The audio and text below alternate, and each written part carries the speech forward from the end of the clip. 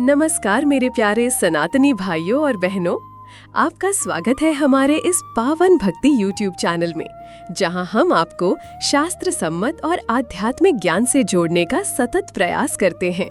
आज हम जिस विषय पर बात करने जा रहे हैं वो न केवल धार्मिक दृष्टि से महत्वपूर्ण है, बल्कि आपके पूरे परिवार के लिए सुख समृद्धि और सकारात्मक ऊर्जा का कारण भी बन सकता है। विषय है तुलसी को जल अर्पित करने का सही तरीका। तुलसी, जिसे हिंदू धर्म में माता तुलसी कहा जाता है, केवल एक पौधा नहीं बल्कि साक्षात लक्ष्मी जी का स्वरूप है। कहते हैं कि जहाँ तुलसी का वास होता है वहाँ दरिद्रता, रोग, कलह और नकारात्मक ऊर्जा प्रवेश नहीं कर सकती। धार्मिक ग्रंथों में तुलसी की महिमा इतनी बार वर्णित है कि उसकी तुलना केवल गंगा जल या भगवत गीता से ही की जा सकती है। स्कंद पुराण में आता है, तुलसी दलम येन समर्प्यते हरेह सप्त जन्म कृतम पापम तत्क्षणादेव नश्यति। अर्थात जो व्यक्ति तुलसी के पत्र से भगवान विष्णु का पूजन करता है, उसके 7 जन्मों के पाप उसी क्षण समाप्त हो जाते हैं। अब प्रश्न उठता है, क्या तुलसी को जल चढ़ाना इतना साधारण है? क्या हम जैसा मन करे वैसे चढ़ा सकते हैं? उत्तर है नहीं। अगर विधि विधान का पालन न किया जाए तो भक्ति अधूरी मानी जाती है। तो आइए जानते हैं तुलसी माता को जल अर्पण करने की संपूर्ण, शुद्ध और प्रभावशाली विधि।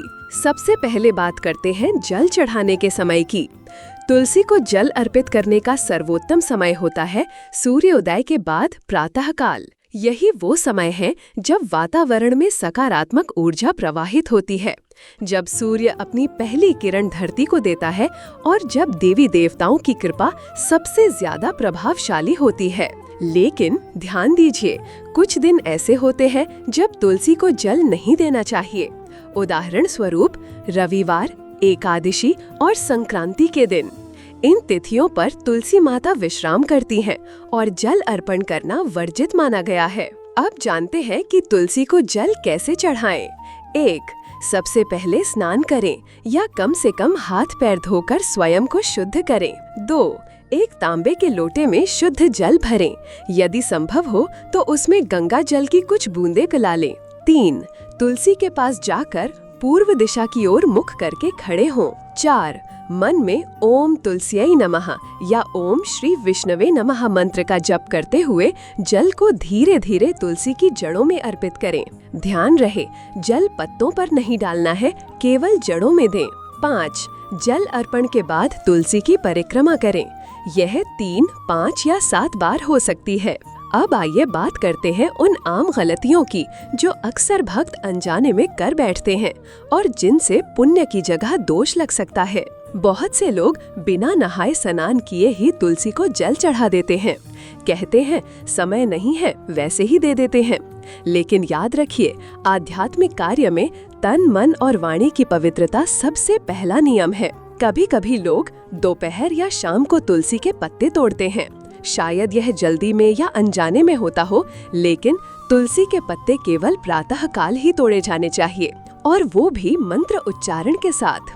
एक और आम गलती, सूखे या गिरे हुए पत्तों को उठाकर भगवान को अर्पित करना। लोग सोचते हैं पत्ता तो तुलसी का ही है, लेकिन शास्त्र कहते हैं कि केवल ताजे और हरे पत्ते ही पूजा के योग्य होते हैं। कुछ लोग चप्पल पहनकर तुलसी के पास पहुंच जाते हैं। बस 1 मिनट का काम है, सोचकर नियमों की अनदेखी कर देते हैं। लेकिन यह अनादर तुलसी माता की कृपा को दूर कर सकता है। तुलसी को नाखून से तोड़ना भी एक गंभीर भूल है। पत्ते को उंगलियों की कोमलता से मंत्र सहित तोड़ना चाहिए। सबसे महत्वपूर्ण बात, तुलसी को छूने से पहले मन में भक्ति होनी चाहिए, न कि जल्दबाजी या क्रोध। याद रखिए, भक्ति नियमों के साथ होती है, तभी उसका फल मिलता है। अब बात करते हैं लाभ की। अगर आप प्रतिदिन तुलसी को शुद्ध मन से जल अर्पित करते हैं, तो आपके घर में स्थिर लक्ष्मी का वास होता है। रोग, तनाव, कलह और दरिद्रता धीरे धीरे समाप्त होते हैं। आपका चित्त शांत रहता है, बच्चों की पढ़ाई में मन लगता है और वातावरण में शुद्ध ऊर्जा बनी रहती है। यह सिर्फ धार्मिक प्रक्रिया नहीं है, यह आत्मा को शुद्ध करने वाला एक सात्विक संस्कार है। तो प्रिय भक्तों, अब आप जान चुके हैं तुलसी को जल अर्पित करने की संपूर्ण विधि और उससे जुड़ी विशेष बातें। अगर यह वीडियो आपको ज्ञानवर्धक और भावपूर्ण लगी हो तो कृपया इसे लाइक करें, शेयर करें और चैनल को जरूर सब्सक्राइब करें। आपका एक एक क्लिक हमें और भी गहराई से सनातन धर्म की बातों को आप तक पहुंचाने के लिए प्रेरित करता है। और जाते जाते मैं आपको निमंत्रण देती हूँ हमारे अगले वीडियो के लिए। क्या तुलसी के पत्तों को खाना पुण्य है या पाप? जानिए इससे जुड़ी चौंकाने वाली